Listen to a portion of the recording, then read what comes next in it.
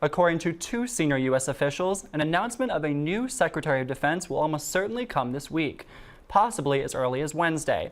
Despite speculation, sources say the nominee will not be Homeland Security Secretary Jay Johnson, a former chief counsel to the Pentagon. He's being called the Tickler. He's a man who's been breaking into the Boston College students' apartments here in this Brighton neighborhood, and they're saying that all he is doing is going into their apartment and tickling their feet. Now, there are mixed opinions here in Manchester, with some people saying that the company has a right to its own religious beliefs, while others say that the employees should be able to decide whether they get birth control or not.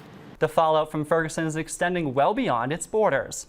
After armored personnel carriers rolled through the streets of Ferguson, Missouri in August, critics say the militarization of local police escalated the tension and the violence after the shooting of Michael Brown. We are now joined by Dr. Donald Berwick, who is a Democratic candidate for governor.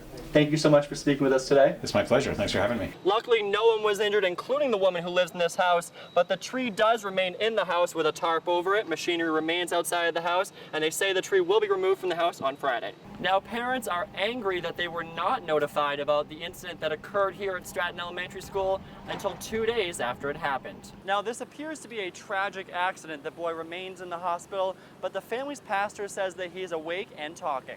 After continued pressure from the NHTSA, Graco eventually recalled over 6 million defective car seats earlier this year, the largest child seat recall in U.S. history. So you are the producer of numerous award-winning shows. What is the lifestyle like working on such popular daytime programs? Whether participants walk or run across the finish line, they all know they're doing it for a good cause. Lower pump prices are helping to gas the economy and put some extra cash in family piggy banks.